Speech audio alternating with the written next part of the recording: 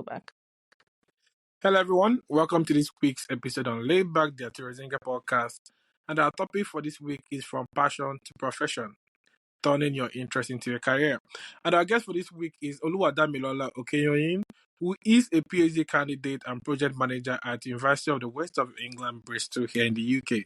Hello, Dami. Welcome to the show. Hi, Arinze. I'm so glad to be here. Thank you for having me.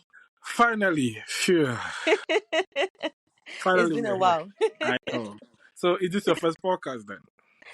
Yes, this is my first podcast, so I'm excited. Okay, but you've had you've had other experiences with media, radio, TV. Yes, yes. So I've had experience with radio, with TV, even in Bristol here. Yeah. So yeah, did like radio shows. Yeah, it's quite nice when it's relaxed and everyone is just having a nice conversation. So yeah. Okay, so what's your expectation since you've done radio and TV, but you haven't done a podcast? So what's your expectation for today then? I think it's quite interesting in the sense of like with radio, there's all of those equipments and everyone is quite serious. And with this podcast, all I just need is my phone, and I'm just holding my phone, making sure that it's steady. So I think my expectation is that I'm going to have a great time, having the conversations that we've planned. I know you haven't told me any of the questions, and you haven't told me anything that I'm looking forward to. So I'm looking forward to having a conversation, delving into the questions, also learning and unlearning as well, because there's sometimes that you come in with a certain topic in mind, and then when you start talking about it you realize, I wish I knew this like before. I like, you get more clarity as well. So Yeah. I'm looking forward to that. Okay, that's good. That's good. Anyway, let's get into it. When you say passions and like going from passion to profession, first Mm-hmm. and foremost, do you have any passion or passions? Let's start from there. Do If I yes, have any what are passion? that's why I said passion or passions. So if yes, what are they? Okay, that's a very good question. So I think I do have passions. One thing, full disclosure, if anybody has ADHD in the room or anyone that's listening, you would know that you end up with so many passions. Yeah. You wake up every morning and there's something you want to uncover. So I do have, multiple passions. I think the ones that have stuck over the past couple of years is fashion designing. Okay. So I took a gap year after high school, after secondary school, that we call it in Nigeria. I took a year out and I went to fashion design school. Do you know what? Should I call it fashion designing or should I call it tailoring? We'll come back to that. Yeah. So I took a year out to do that. So that's one of my passions. Another passion of mine is I love to cook. I like to learn how to cook different dishes. I'm a hairdresser as well. So having that interconnectedness with people, I think that's also like a passion of mine. I like to read, I like to hike, I like to go on walks. So yeah, I just think I have a couple of passions. Oh, another thing, I like to make stuff. So making candles, making soaps, making things from scratch. That is Yeah. a passion of mine. Interesting. That sounds like you have a lot of passions, really. I told you, if you have ADHD, sometimes you just wake up and think, oh, I can conquer the world, and you just might. Okay, but out of all these passions, or all these passions you mentioned now, what actually has inspired you to pick them up? Like, was there an experience you had, or a conversation you had with a friend that ignited the, Hmm. or like, is there a book you read that made you okay? Oh, I want to try to see if I can make candles myself. Like, what actually inspired or made you to actually pursue these passions then? That's a very good question. So I think for me, it's always been like what makes me happy. That's what I always just focus on. So I think, oh, okay, like what makes me happy? What do I want to learn? What do I want to try? And I've always been like a very fashionista, makeup kind of person. So some of my passions had tailored towards that. So it's like beauty, things like that. And I think you also kind of get that from your environment. Um, when when I talked about me making candles, making soaps, making things from scratch, I think I was influenced by my environment as well. Okay. So I was raised by my mom, who is, a traditional Yoruba woman who makes everything from scratch. So I grew up around that. I grew up around her making, ointments and making all of that from scratch, using things that in her environment, using ancestral knowledge as well. So I grew up around that. And I think that kind of also, influenced the kind of passions that I have. Okay. But at what moment did you realize that any of these passions you have could be turned into a career and not just a hobby? I think that question you just asked me. um Let me answer it this way, right? I remember when I was in primary school, me and my sister, we used to make, I don't know if you remember, growing up, there's this candy you make from sugar Yeah. with Milo, and you sell it. So, I think it was that passion of making something, being able to sell it and being able to get money. At the end of the day, maybe I'm low-key Igbo. Yeah. So I think there's, I think that was that can be like a moment that I knew that, okay, this is something that I want to do, because it's that thing of, I do something, I know I can get paid for it. I know that people will appreciate my talent in a different way. So one thing that I've tried to do is try to monetize my passions. If there's something that I'm passionate about, I try to monetize it and see if it works. If it doesn't work, but then one thing I've also realized, sometimes you don't monetize everything. It's not everything that you have to make money from. But I Yeah. think that is something that I've learned along the way. Yeah, but that's what I'm asking now. But when do you tell yourself and say, okay, now this is the moment I really need to monetize this particular one? I think if someone says, this is nice, I will pay for it, I'll be like, yes, please give me your money. Yeah. Yeah, may go give me the cash, Doyla. Okay, so okay, let's use for example the candle thing. So after Yes. you've made candle, let's say you've made candle for yourself, and so maybe like a friend or family member visits you and sees some of the things you made, and they say, "Oh, this is nice," and say, "How?" And you now tell them immediately, "Oh, it's on sale. Oh. Is that what you do? It's for sale. Oh. Do you want to buy?" Do you do that, or do you tell them I can make something similar for you? So, like, how do you go about it? I think for me, it's like, it depends. It depends on what the thing is. So if a family member comes and they say, "Oh, this is nice," I think, I'll tell them, "Oh, okay, this is something that I'm doing or I'm making. Do you want to try it? Do you want to see if you would like it?" So that is an approach that I usually take. It depends on the family member. Some family members, if they know that it's your business, they don't want to patronize you. So Yeah. sometimes I'll be like, "Oh, this is my friend's business, and I got this candle from her. I got this soap from her." And they'll be like, "Oh my God, it's really, really nice." So, okay, give me money. Let me go and help you and buy it. And then when you try to let me know Oh, if you like it. fair. Because Yeah, if you because tell them you're the one that made it, they will say, "Oh no, no, okay, uh-huh, do it for free." they'll say, "Oh, just give me. I want to know your answer, but I beg go, please. Oh. Me, you Yeah. don't enter the market and ask for things for free." So I think, yeah, you kind of have to finesse it. Yeah. Okay, but now at that moment that you realize, okay, no, I can actually monetize this. But how can you tell that that particular passion can be turned into like a very fruitful career? Um, because it's not easy to go. Even for example, if you look at sports stars, all right, and Mm-hmm. a lot of people go into the academy, for example, in football, and not everybody ends up having a very fruitful and successful football career.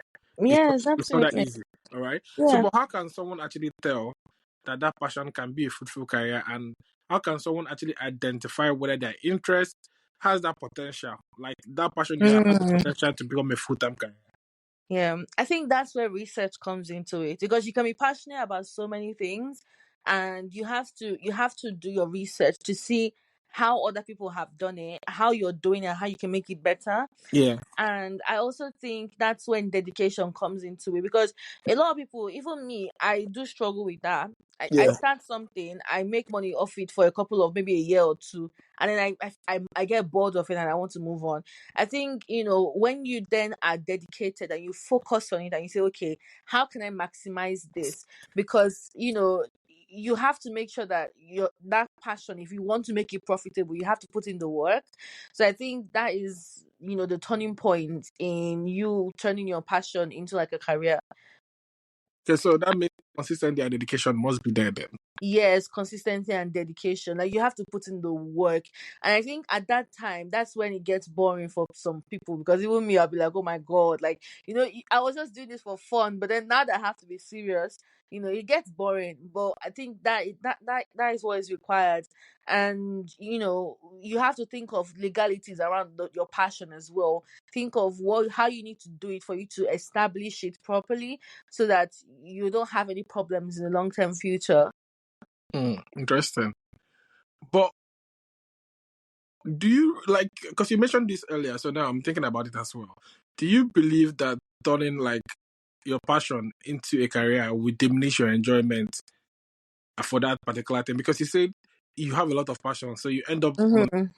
end up saying no. This one has to be my hobby. I have to keep doing that. Mm-hmm. Yeah. Do you think when you now talk, for example, like I'm using the football. Don't mind me. I use football because I'm really passionate about football. Because if you Yeah. look at some footballers, I think sometimes when they now become professional, some end up losing the zeal and joy for it, and they just Mm-hmm. fucking making money making venture and get Yeah. the point they get tired. So do you Yeah. think turning that passion, your passion, into career sometimes diminishes your joy and enjoyment for it? I think it can happen. It depends on the person, and it depends on how you integrate your passion in your life. Let me explain what I mean. So, for example, you have to first find your niche, right? So if you find your niche, this is what you like, this is why you like it. Sometimes if you're just doing like things on the surface, if you focus more on the fun bit, that's when it can get boring, because later it's like, oh, now you have to keep doing it, you have to keep doing it. um so it depends on the person, depends on how you approach that passion. I'll be honest, there's some things that I'm passionate about, and when I tried monetizing it, I made money off it for like a year, 2 years, 3 years. But then when I stopped and like just focused on it being my hobby, then I started enjoying them again.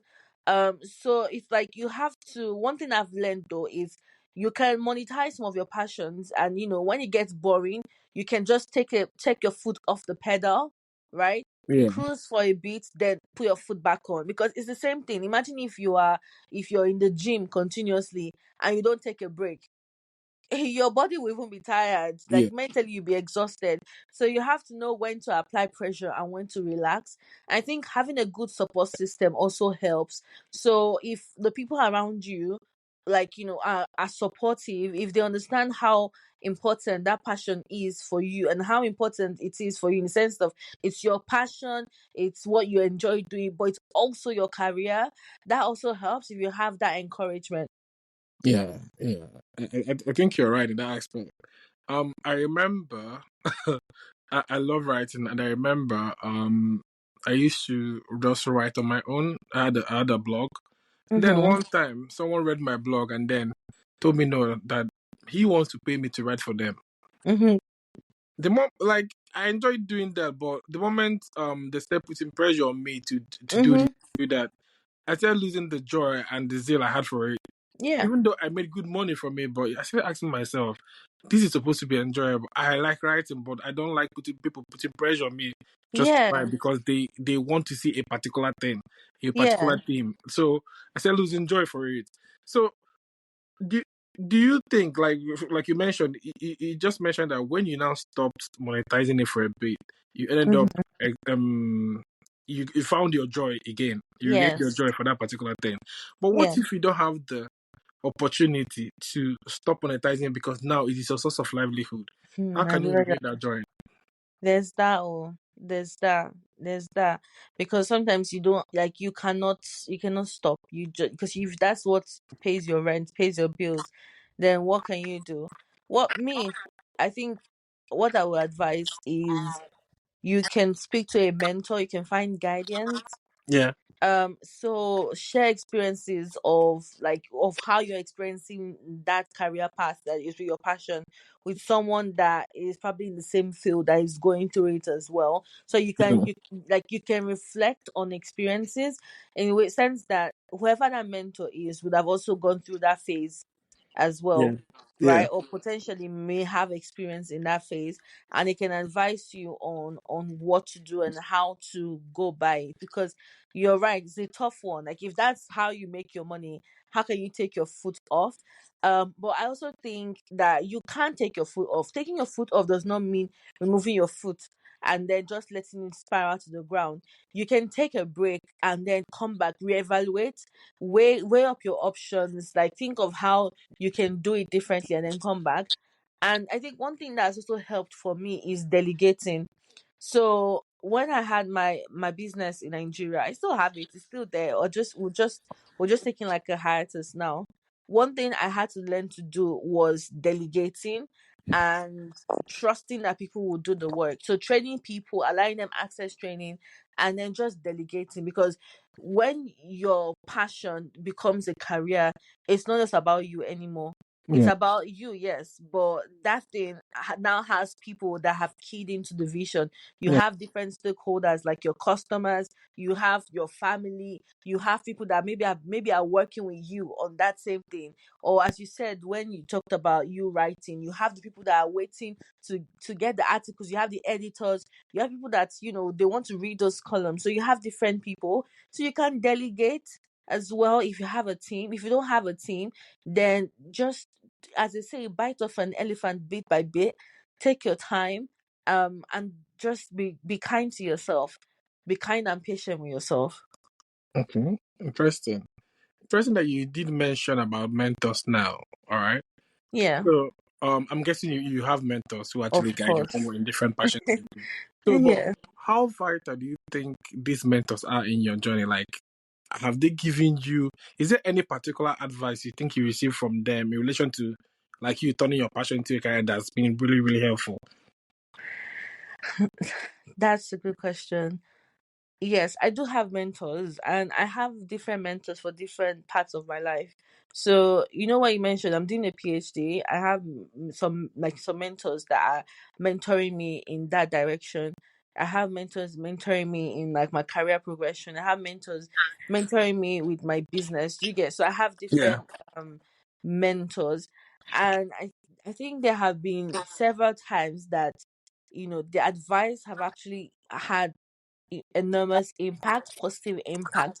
And by one time, I was speaking to one of my mentors. It was about my business. I think this was 2019, and I was talking about, God, like this business, I don't even know what's happening anymore. Like the Nigeria economy, how it used to fluctuate now. I was like, I don't know what I'm doing. I don't know what's going to happen. And then when she told me, she said something. She said, "You would always never know what you're doing." And when she said it, I was like, "Wait, is this an insult or is it advice?" And she was like, "No, no, no. Like, you will never always know what you're doing. In the sense of, you don't know what tomorrow is. You don't know what you can only plan. You can plan You so can figure it much." out along the way. Yeah. Exactly. You can only plan as much as possible. See, if there was a person that could figure it out 100%, do you think that some people will be worshiping different gods or whatever? Will be worshiping that person because that means the person knows everything. Yeah. So there's sometimes that you would have to go with the flow. You have to figure things out as they come. But one thing you need to be ready for is that you need to arm yourself with the knowledge and the skill set for you to be able to deal with those circumstances when they come, and being able to ask for help, because you're not omni-knowest. You don't know Yeah. everything. Yeah. So you need to be able to know when to ask for help, who to ask for help from, and just arm yourself with all of that arsenal, and you'll be fine. Yeah.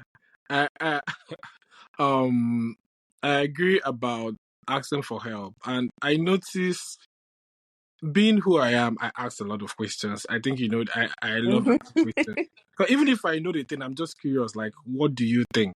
Because Mhm. because the truth is, you may be older and smarter than the person, but you can still learn something from the person. So I'm always curious Yes. to know, what do you think and why did you do it that way? Because maybe I Yes. always do something from A, you do it from Z, and then Mhm. I'm curious. I'm asking myself, why does Dami always do it from Z, whereas you can actually easily do it through A? So I Mhm. get curious and I ask questions. But along the line, over the years, but I noticed a lot of people are scared to ask for help. I don't Yeah. know if it's pride, I don't know, but some people are scared to ask for help, and then they don't like asking questions because they don't want to look like a fool. I get that. So Yeah. linking to skills you mentioned now, all right, is do you think education and any specific skill development has played a role, an important role in your journey? Like, do you think you do need to learn anything new to turn any of your passions into monetizing that? Do you think you need to learn anything new for example, the candle or the plating of it? Like, is there any particular thing you think you had to learn new to make sure you could monetize that particular passion? 100%. Yes, yes, yes, yes, 1,000 times. I think that's one thing about education. Like, I understand not everyone wants to have formal education, yes, that, but I think for me, having like a formal education, it also helps to develop your critical thinking. Yeah. And critical thinking, you can apply it to several things, right? You being able to have an analytical mind, you being able to, to make decisions, like decision making, for you to be able to problem solve. All of that comes with, I think you can learn it on the go, but it also comes with different types of formal education that you may have. There's so many things I had to learn. Like, for example, I had to learn about budgeting, I had to learn about financing, I had to learn about, contracts, like legality to things as well. I had to learn about sourcing, like, knowing how to source things, negotiation, all of those things I've had to learn to how to maximize my passion that I wanted to turn into a talent, and just linking it up, right? So I have an undergraduate degree in biomedical science. And one of my major passions that I've actually stuck till now is, as you said, like making the candles, making like, body soaps, creams, all of that. I would say that having a scientific background really helped me with that passion, because when you're in the lab, you're learning about, you're learning about this chemical, that chemical, you're learning about, C1V1 equals to C2V2. You're learning Yeah. if you're a scientist, that is the holy grail. You're learning about all of those, like the moles, more like molecular formulas, all of those things. You're learning about, like, about the adverse effects of this, adverse effects of that. Having that scientific knowledge, having that scientific foundation actually helped my business, and it actually set my business apart, because I could understand what I was doing, and I could do things differently. So I think, yeah, that is a connection I could make. Oh, okay. That's really interesting how you linked it to science. I don't know if you've read this book by Robert Greene, Mastery. No, I haven't. There's something he said about the scientific mind. I don't know if I can remember the quote verbatim, but I have it written somewhere. Like, I used to look at it all the time for over the years. Like, Hmm. what he was just trying to explain is that the scientific mind is creative. It's all about just taking information, Yes. cramming things. You, Hmm. it makes you think. You have to think outside the box all the time as a Yes. scientist. That's Yeah. what the scientific mind is all about. That's what. But because you've mentioned formal education, so now I'm going to ask you a question now that's caused a lot of ruckus and debates over the Yeah. years. So a lot of people will tell you, "Oh, formal education is nothing. Who school help?" but and you did mention that formal education actually helped you in your own case, right? Some Yes. people will tell you there's no need for formal education. That it's better to be self-educated, at least, especially in Hmm. this era now. So Yeah. do you think formal education is necessary? Like, for you, it is. You just mentioned how it has helped you, but Yeah. generally speaking, now looking at it from a broad, like a broad view now, do you Hmm. think formal education is necessary, or do you think self education, or like being self taught, is just as valuable? Is just as valuable in pursuing a career from a passion. I think it's both. I think it's both, because if you have I think one thing that we should bring out from both contexts is, with education, you can learn on your own, you can do all of that, but you need to be able to compare, right? I think with one thing that allows that formal education, let me like allows very easily, is being able to compare and contrast. Like, it's so easy because if you're in a lecture, you're comparing this and comparing it to that, right? You Yeah. can still get that in an informal setting. Yeah. Let's say, think about people that you know how this system that Igbo people have, where you work for someone for a number of years, Yeah. right? That is a form of formal education. It's just not westernized. Do you get what I mean? Yeah. Because you get to work in a space, you get to see how things are done, you get to compare and contrast, you get to use your analytical mind to make decisions, fast decisions. Do you know how smart you get by being able to put yourself in situations and you can make decisions on the go? That's what I say you get from formal education. So some people can get it through university, good and fine, but that's the situation that they could be exposed to that kind of knowledge from. Some people get it in different ways, but if you can't just focus on saying, okay, I want to learn on my own and on myself. It's impossible for you to learn if you just on my own, on myself. You need to put yourself in different circumstances where you can learn from other people as well. Okay. Yeah, it's just I was just curious. You hear people telling who school help. Why do I have to go to school? Because But yeah, I yeah, hear that. I hear that as well. Because it's like, oh, like, why do you have to go to school? But school can be anywhere. Do you get what I mean? I, Like, you can be in a group of people for 2 weeks going on a retreat, and you will learn more than what you will learn in university. Do you get, like, it depends on the situation that you're in and the kind of scenarios and the kind of thinking that goes in that space. But one thing I would say is, depends on what you're also looking for. School help. Oh. If you want to be a lawyer and you say that your passion is arguing, whatever, whatever, whatever, you can be arguing in the market square, but it's not better for you to wear a robe. and I wear, I make a living out of it. and make exactly. So there's some things that, if you say you're passionate about, medicine and everything, you have to have a degree for you to be able to action that passion. So school help. Me, I'm an advocate for education, but I'm also an advocate for doing things that your brain allows. There are some people that cannot stand formal education, like, but put them in a room with art and they would make Very creative. amazing things. Put them in a room with fashion and they'll make amazing things. Put them in a space where they can thrive and they'll make amazing things. But then they've been able to get that skill set or develop on that skill set by comparing and contrasting, by learning from people, by learning from their environment. Yeah, So that's what I want people to focus on. I agree with that. Like I believe in both because I'm this kind of person. For example, I just give an example with Robert Greene and the Mastery book. Mm-hmm. There's no science textbook that's ever told me how it's important to think as a, but it was a book written by Robert Greene, who is not even a scientist, that told me that. This Mm-hmm. is what I mean. But I still believe formal education and self-taught or self-education is all about intentionality. Yes. All right. I was at the conference recently, and one of the speakers kept on hammering on intentionality. And I think it's not just about having the intention, but you must take actions. For example, Yes. if you say you want to learn about fashion, you say, but you are not paying attention. Okay, since you don't want formal education, you're not making the necessary steps to make sure you get self-educated to make sure you know in and out of that particular business. What are you Mm-hmm. doing? Exactly. It's a waste of time. It to me It's a is waste waste of of time. time. So in Yeah. both formal and self education, you need to be intentional about it and make sure you take actions to actually Yes. achieve what you want. All right. Yes. But Yes. since we mentioned intentionality now and taking Mm-hmm. those steps, now let's Mm-hmm. go to rejection and failure. Because this is something a lot of people can't handle. All right. Yes. Um Yes. when because if you are going to make actionable steps, if Mm-hmm. you are going to make moves in life, there's no way you will not be rejected or you not experience failure. It's not possible. Mm-hmm. So, Mm-hmm.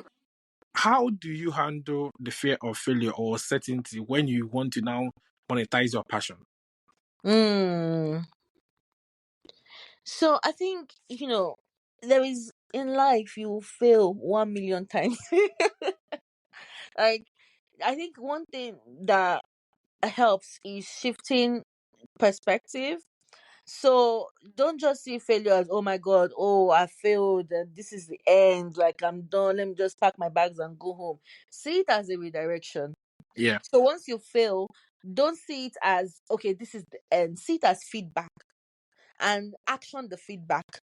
Does that make sense? Yeah. Because you failed now does not mean that you would fail the second time. Even if you fail the second time, does not mean you will fail the third time. It's just about perspective. I think that's one thing that really helped me out, because if you have that perspective of okay, I failed, that's it. Let me cut the show. Let me go home. Like there's no way, you literally the one blocking your blessings. So don't see failure as like the final result of how things would be. See it as feedback. So it teaches you what did not work, and it will help you to get stronger, because then okay, this thing did not work this time around. And I think that's where critical thinking and evaluation comes in, because you will think, okay, why did I fail this time around? Don't focus on yourself as the failure, focus on the situation and say, okay, what did I do in this situation? What could I have done better? What could I do differently? Ask for advice from other people that might have been in that same situation that you've been in, and then apply those changes. I think that's one way that I've dealt with it. So shifting perspective. I think another thing is just, allow yourself to feel the pain. Yeah. Sometimes you will need to cry it out and be like, oh my God, like I failed this time around. Actually, because one thing that is difficult is when you have a passion, and it depends on what family you're from or whatever, but or when people then say, oh, but why are you chasing this passion when you can be doing this instead? And then you then chase that passion regardless of people's opinions, and then you fail. Yeah. It can be like a slap in the face, because it's like, oh, after everything, look at that, this is where it is. You failed again. But allow yourself to feel. It's To normal feel. to be disappointed. It's normal to feel sad, and it's normal to be frustrated about that situation. So when you suppress those kind of emotions, then you basically harm yourself. So allow yourself to feel that emotion, but don't sink inside it. Don't just then sit inside and say, okay, I want to wallow in self-pity. Acknowledge your emotions. Don't let it define your self-worth. Don't let it affect who you think about, like what you think What do you about think yourself. about your yeah. Yes, and what you think about your passion, Yeah. right? Use that to reevaluate and shift perspective. That's one thing. Like perspective is everything. Some people might see it as this is the end of my life. Some people can think, okay, there's a light somewhere. Let me follow it. So shift perspectives. Okay. There's something I always say, and I tell myself this: is your ego bruised, or did the person really disrespect you? No, this is me. Like that's why, Mm-hmm. like when things happen, I'm not a reactive person. I Yes. respond because Yes. I need to think it through. Yes. Because it could be me overthinking it and being in my feelings, and I'm just Mm-hmm. fighting, and I cannot get it back anymore. But Yeah. it's because you mentioned it's important to feel the emotion. Make Mm-hmm. sure you are not assess it properly. Make sure you Yes. are not overthinking it. Is it something you've done that has made it to actually fail, or is Mm-hmm. it because, for example, let's use this podcast for example. All right, there are so many people that I may reach out to, for example, to be on the podcast, and they'll turn me down. That's a rejection. Mm-hmm. So why do I have to take it personal? Exactly. So it's all about, like Exactly. you said, it's all about perspective and how you look at it. So is Yeah. your ego bruised because the person turned you down, they cannot be on a podcast, or did the Mm-hmm. person actually say something disrespectful to you? Think Mm-hmm. it through. Do you see Yeah. what I mean? So Yeah. it's all about And perspective, to think it through and assess it properly to before yeah. And, respond, before you just do nonsense. Because that somebody turned you down for maybe to become a customer or whatever does not yeah. mean you're not going to get 1 million customers. It does Exactly. not work like Exactly. And what was even the assurance that that person will not come back? Was majority of the time, but this is something people need to understand. When you're starting out in life, maybe like you can, especially if you're turning the passion into a career at the yeah. beginning, a lot of people will turn you down until you become a Yes. household name. It's normal. Yes. And once Yes. you become a household name, most of those people that turned you down will come back. It's life. Mm-hmm. You shouldn't Yeah. take it personal. You cannot. That's one thing I learned from my, like, I think the first thing that I monetized heavily was my brand, so that making naturals, when I was like doing like soaps and everything. And I remember I used to have all the products in the boot of my car.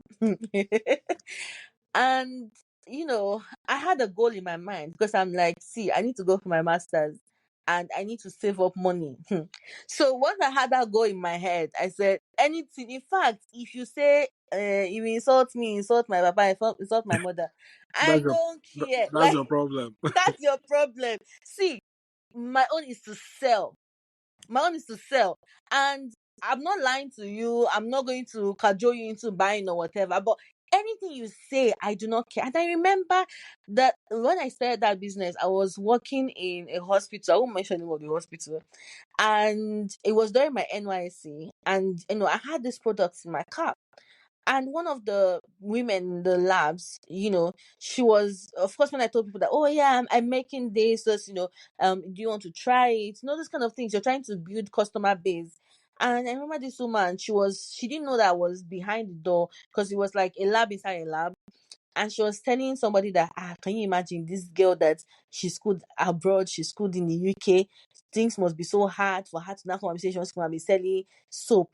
Who wants to be buying soap when you can make, black soap? You can make black soap yourself. She's not selling soap. She's not selling it. How much? That these people just, that she said all matter of things.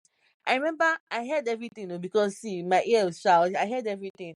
And as you said, you see your ego, I be the person you really want to offend you. Is And this one, she desperately wanted to offend me. yeah. But I determined in my heart, I say, no, wala, this woman, I will make sure that I will turn her to my customer, that she will not be able to not live without this soap. So I heard everything, of course, at first I was hurt. My ego was hurt. A Everything human was being hurt. is normal, yeah. It's because I was thinking, what did I even do to you? Why are you insulting me? She said all manner of things. So she even said, if you're even a young girl in Abuja and you have your own car, you have everything. What did she not come? She called me a shower. She called me everything, and she said I'm doing Oh, a shower and I still not be selling soap. wow. So I heard all of that, and you know what I did? I went to my car. I had the bags. I packaged a nice package. I took it to her office and I said, ma, I have something. I have a gift for you. I'm starting this business. I did as if she doesn't even know anything about it. I mean, she didn't hear anything about it. I have this package for you. Now I'm starting my business, ma. I need your support. So this is I gave her different cards. She opened this. Say, oh, it smells very nice. Oh, I really like it. I told her, okay, I think it was on a Friday. So I said, ma, you have to use it over the weekend. So when you come on Monday, you come and tell me how you like it. She was like, yeah, of course, of course, of course. The next week, Monday, she came. I went to her office in front of everybody. Ma, how did you like that soap that I gave you? Da, da, da, da. She said, oh, I've not used it yet. But because here, I asked her in front of everybody. The next day, she came in front of everybody. She said, Dami, I used that your soap. It's really, really nice. I said, hey, now you've eaten your words. Because those people that she said all those things in front Well, of I can the now hear. first time, now Yeah. she said it again. She said the positive one in front of them. All of them started buying the soap, and she became one of my good customers. So for me, it's like at the end of the day, you have to focus on your goal, focus on what you want to achieve, because people will talk regardless. You would fail, people will reject you, and that is fine. That is absolutely fine. Rejection, failure is normal. It's the perspective that you have, How you and that's why handle you it. should never lose sight of the goal. Yeah. How you handle it. Yes. But but like I said, I did mention it. Like I'm not this kind of person that reacts. So when I don't, it will seem as if you don't know what you're doing. But Mhm. there's a difference between responding and reacting. And what you just did there Yes. is responding. You don't Yes. react. All right. Mm-hmm. All I'm trying to say is because I was about to ask you a question. The next question was I was about to ask you was like if there was like any experience you've had that made you doubt yourself or decision, but and how did you navigate them? But you just gave like Mm-hmm. a good example, all right? Because this is somebody who was actually trying as much as possible to tarnish your business and your As in, image. ha. So you turn the person into a customer. It's all like I said, it's all about perspective and mindset. Yes. It is not Yeah. easy to be honest. It is not Mm-hmm. easy when somebody is trying to, you've not done anything to anybody, and but some person is trying as much as possible to run you down. I don't think anybody on earth enjoys it. Nobody. Nobody. But you have to find a way to, even if it's not, you don't have to be the best of friends, but you can make a call there and make the person to be your customer. That's it. That's all Yeah. you need. You Yeah. have to be best of friends. Yeah. Yeah. Because do you know one thing, because I worked there for a couple of months after, and there was a time she was not telling me that, oh, her daughter, I need to speak to her daughter. Her daughter is in school. She's not doing anything. She's not trying to make any money. This. That's why now that perspective thing that it sounds set in my mind. So Yeah. you can see how, for her is a thing of, look at she has children, they're not doing the same thing I'm doing. No, Look at me, no, I'm not doing it. Damn, there's something I always say. You may think I'm like, you start checking it from today. Most of the time, people project. All Yes. right, people. A Yes. lot of the time, people project, Mm-hmm. and that's why I don't like reacting, because Yes. I can tell the person project whatever is going on in their head onto me. It's not my problem. It's not my It's problem. Oh. possible because everybody she's been seeing selling soap in Abuja, maybe they Mm-hmm. are always linked to one Alaji or not. So she's Yes. projecting, thinking you are the same. Yes. Or Mm-hmm. she's used to people, when people start selling, it's as if they are now broke. So she's Yes. projecting. She does not know the real story behind everything, so she's projecting. Mm-hmm. So when she eventually got to understand that, you are a creative person, you're trying to turn your passion into something, monetize your passion. So she's then thinking, oh, why can't my children also do the same thing? Yes. But Exactly. initially she was projecting a lot of negative that does not link to you in any way. And Mm-hmm. once you understand that people project a lot, you tend to be more empathetic, if that's the word. Yes. Yeah, I'll give you Yes. space because I don't need it. But Yes. I tend to understand where you're coming from. But I Yes. can't stay there to be taking it. That's my point. Yes, yes, boundaries. You Yeah, s- you you set boundaries, and I think also, like, you also need to be very self-aware, yeah, because when you're self-aware, that's when you can know when it's projection and when it's not. yeah. So if you're, like you said, like if someone is reactive, you've never given yourself time to think. You've not calmed down, you've not even evaluated the situation. But if you're grounded and you're self-aware, you maintain like strong sense of self-awareness. You need to know yourself. Yeah, Yes. you need to know yourself. Yes. Because knowing Yeah. yourself will actually help you to know your passions to start with. Absolutely. So, but because of time, you just mentioned something about being grounded now. So, Mm-hmm. how do you stay grounded if Mm. your passions are not actually giving you the right money, or it's not being fruitful? How do you stay motivated to keep on pursuing that passion, especially during those tough times? Then, That's a good question. So, how do I stay grounded? I think it's the first thing is realigning my or adjusting my expectations. Because sometimes, when you're passionate about something, you go in and say, by the first year, I want to clock 1 million pounds in my account. it doesn't work like that. It doesn't work like that. Or you think, I want to have this, I want to have that. You set all of those expectations, like, your performance indicators. You're like, this is what I want to achieve, this is what I want. But I think it's like realigning your expectations, right? So you still have to stay grounded, though. You have to stay true to the course of what you want. But focus on the progress, not on perfection. I know it's difficult because even me, I'm a perfectionist. Like, it's like I want things to go the way I want things to go. But I think, owning businesses and, doing all of that, I've had to let go of that and focus on the progress. So if you move from point A to point B today, and you move from point B to point C next year, do you get, like, focus on the progress and what you've attained in that progress, in that process, sorry, so that you can then say, okay, this is what I've done, this is what I can do better. And it's okay. I know it'll be disheartening, it's painful when you're not yielding the results that you want. But there has to be balance. There has to be balance. And the thing is that the fact that it's not yielding the results now does not mean that it will never yield the results later. So you have to just put in the work. So you have to reflect on what you're doing, consider alternative things that you can do as well. It can be like, okay, you want to pursue that passion differently. So for example, let's say, let's even use an example of this podcast. This is something that you do, Arinze, Yeah, right? yeah, And then what if you wanted to be doing YouTube before? With YouTube, there's so many things involved. You have to be editing the videos, you have to get the lights, you have to make sure it's a nice place to sit down, or you have to be, there's a lot involved. And then you think, oh, okay, the main goal is not the YouTube videos. The main goal is communication. The main goal is spreading awareness, is connecting with people, right? So when you focus on that goal that you want, you can find other ways to achieve that goal. It can be through podcasts like this, because the same message that you can pass across with a YouTube video, you can still pass across even better with a podcast. Yeah. Do you get what I mean? So, reflect on what your why is and focus on that. That should be the core goal. And then you can use different methods to achieve that goal. Okay. That's a very good one. But because of time, all right. So I'm going to ask you one final question. All right. Yeah. So assuming you have people out there, all right, who have a lot of passions. All right. They Mm-hmm. don't really know, but they think they're interested in a lot of things.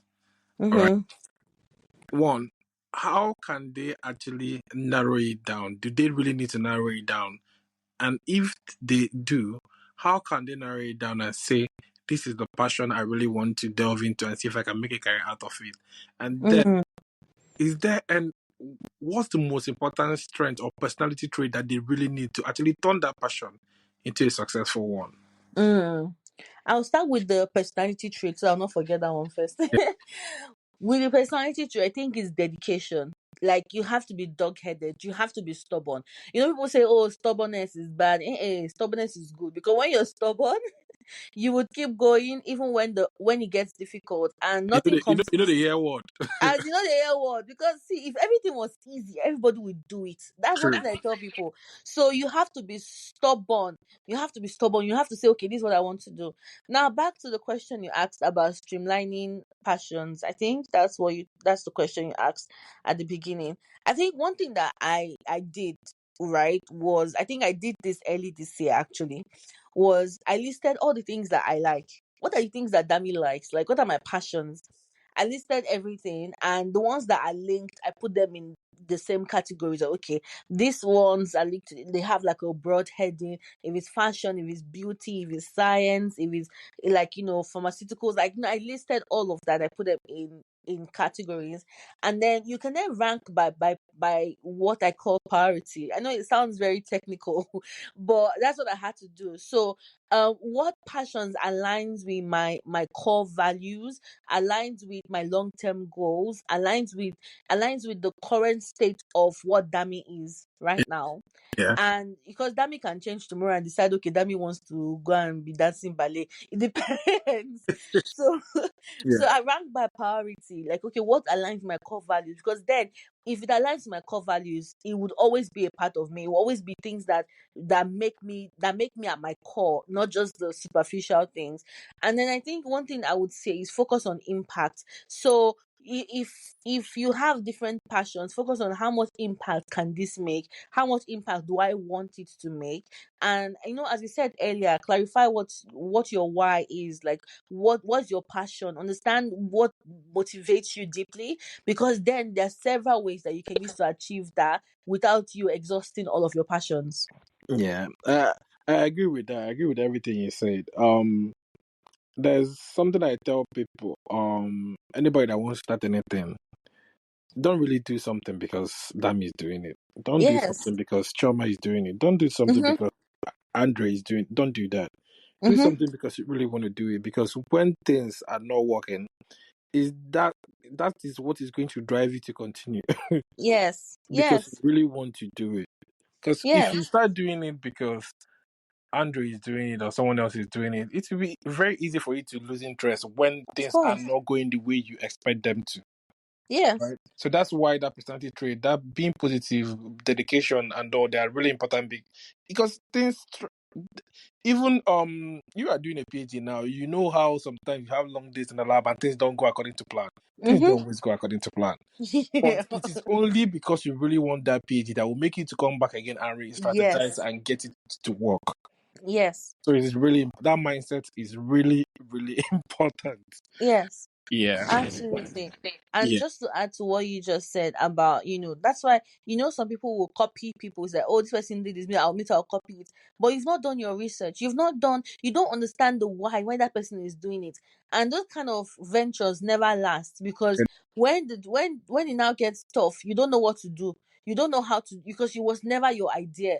Yeah. See, originality would win all the time. All the Be time. original, be true to yourself, know yourself, love yourself. So when you love yourself, you can be true to yourself, and then you will see that your passions will just be fruitful without without you doing too much, without you being envious, or without you being looking at like without you being greedy and spiteful. So focus day your day. All right. And then if you need help, ask for help, right? But Yeah, know what your why is. Know why you are doing something. Because if you don't know why, you just be doing everything, and then you have no depth. true, true, true, true. I totally agree with that. Yeah. But on that note, Dami, that's all the time we have for this week. Thank you so much. Oh, thank you for having me. As you said, like I You wish don't, we could stay longer. you don't want to. I told you this. Everybody says this. Once they start, oh no, I don't want it to end. Same, same, same, but same. but that's all the time we have for this week, and I thank you so much for honoring the invitation. Thank you for having me. Thank you for We'll do having this me. some other time. Absolutely. I can't wait. All right. Thank All you. right.